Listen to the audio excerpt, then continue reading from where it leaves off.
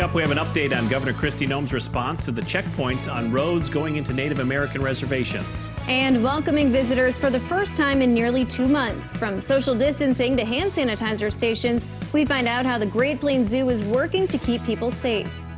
Good morning, this is KELOLAND on the go with all you need to know in news and weather as you start your day. We have an update on a serious crash that closed down a portion of Cliff Avenue for several hours Tuesday. Police say a car was at a stop sign on 61st Street as a pickup drove north on Cliff Avenue.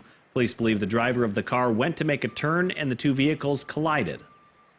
The truck ended up rolling a couple of times. The driver of the truck had some minor injuries. The car had some extensive damage. The driver of the Mazda was thrown from the car.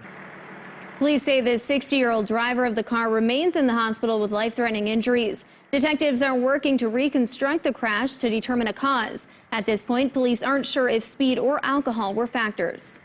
A suspect in the downtown Sculpture Walk vandalism spree earlier this month is awaiting extradition back to South Dakota to face charges.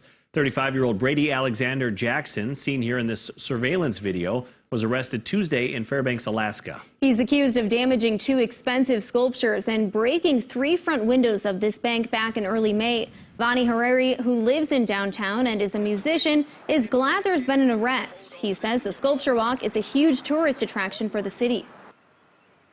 Outside of the fact that it brings people to our community, it highlights our downtown, it also is a testament to the community's commitment to art.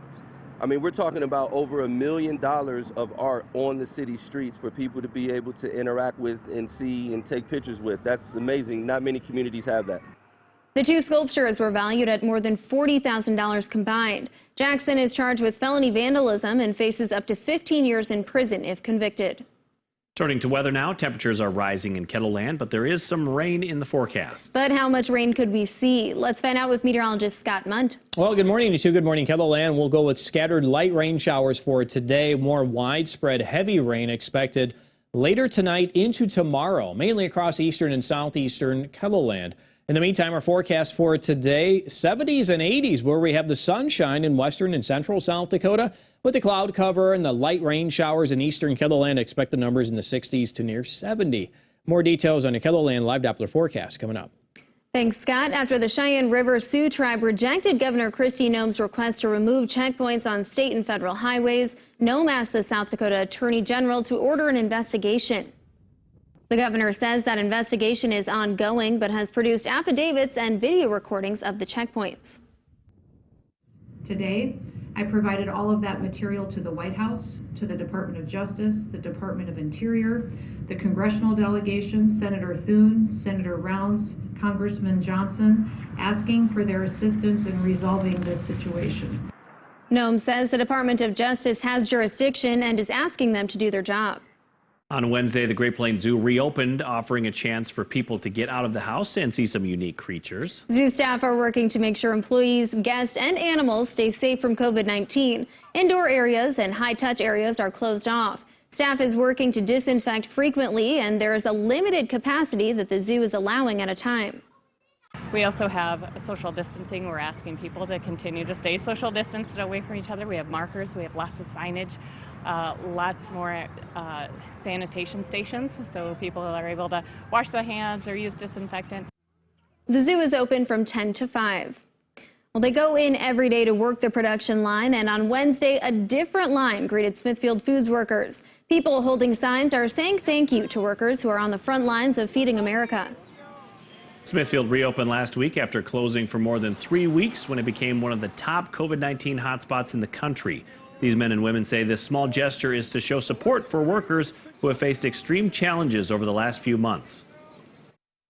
It employs so many people, so many nationalities of people, and then, I mean, it's a supply chain to the whole United States and our food supply. An organizer says this is not affiliated with nor paid for by Smithfield Foods. Scott?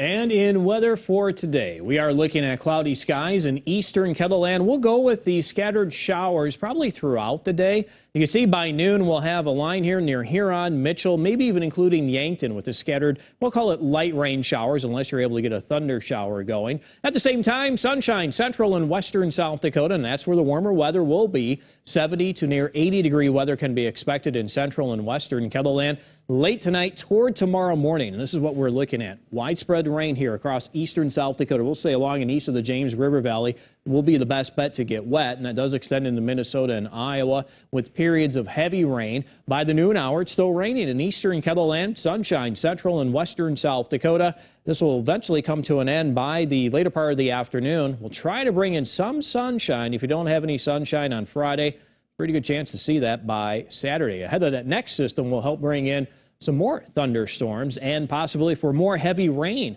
In fact, our rainfall amounts going through Friday afternoon, near a ½ inch in eastern South Dakota, some spots more, some spots less. And then we'll add to that again with these thunderstorms that are expected to come in late in the day on Saturday. And you see that setup with that cold front trying to move west to east. Out ahead of it, it will be warm with temperatures in the upper 70s, low to possibly the middle 80s for some of us.